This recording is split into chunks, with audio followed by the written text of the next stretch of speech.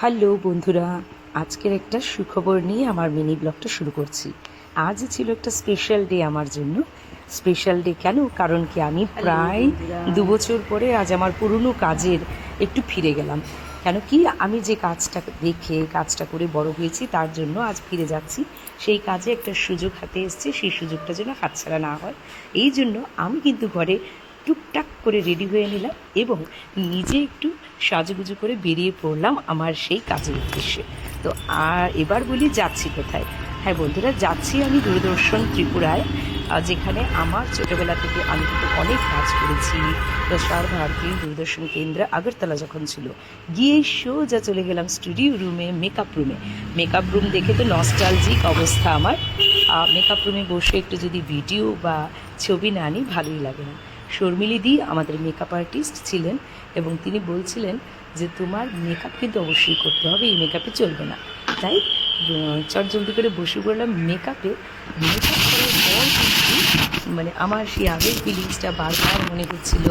কত ভালোভাবে আগে কত কাজ করতাম, কত প্রোগ্রাম করতাম। ভাবছিলাম যে ওই সময় কত তাড়াতাড়ি এগিয়ে যায়, তাই না? সময় কত তাড়াতাড়ি প্রবাহিত হয়ে যায়। সেই স্টুডিও রুম, আর দেখুন চলে এলাম রেডি হয়ে। আমি চট করে স্টুডিও রুমে আর ফটাফট ক্যামেরার সঙ্গে, আমার যেটা সবথেকে প্রথম ভালোবাসা ক্যামেরা, তার সঙ্গে কিছু ফটো নিয়ে নিলাম অন্য রূপে, অন্য একটি অনুষ্ঠান নিয়ে। আর এবারে বলে রাখি, আমি আজকে একটা অনুষ্ঠান করতে গেছিলাম, সেটা হলো ভারতের সার্বভৌমত্ব নিয়ে অনুষ্ঠান। সেখানে আমার সঙ্গে ডক্টর সুরজিৎ সেন রামটিপুর কলেজের ইংরেজি ডিপার্টমেন্টের প্রফেসর ছিলেন এবং ওনার সঙ্গে কিছু আমাদের আজকে আলোচনা ছিল। যে আলোচনা অনুষ্ঠানটা কিন্তু আগামীকালকে মানে মঙ্গলবার বিকেল 4টায় দূরদর্শন ত্রিপুরার স্ক্রিনে আপনারা দেখতে পারবেন, বন্দে মাতরম প্রোগ্রামে। স্যারের সঙ্গে টুকরা টাকরা ছবি নিয়ে নিলাম। স্যার আর আমি ভীষণ ভালো একটা আলোচনায় মত্ত ছিলাম, আর আমরা ছবিও তুলে নিলাম। পেছনের ব্যাকগ্রাউন্ডটা এত ভালো লাগছিল, ছবি না তুলে ভিডিও না করে উপায় নেই। বহুদিন পর আমার সেই ভালোবাসার জায়গায় আমি ফিরে গেছিলাম আর নস্টালজিক হচ্ছিলাম আমার সোনালি ম্যাম এর সাথে ছবি তুলে। উনি এত স্মার্ট, এত সুন্দর, এখনও নিজেকে মেনটেন করেন। সঙ্গে আমাদের প্রাণপ্রিয় এইচওপি আলপনা ম্যাম এবং কাহিনী ম্যামের সঙ্গে ছবি তোলার পর অনেক গল্পগুজব করে এবার ফেরার পালা। কারণ কি, আমি রেকর্ডিংয়ে গিয়ে 2 ঘন্টার জন্য আটকে গেছিলাম অনলি ফর বৃষ্টি টিষ্টি সেরে বাইরে এসে দাঁড়িয়েছিলাম উবেরের জন্য। তাই ওইটুকু ফাঁকে ছোটো ছোটো রিল কয়েকটা করে নিলাম।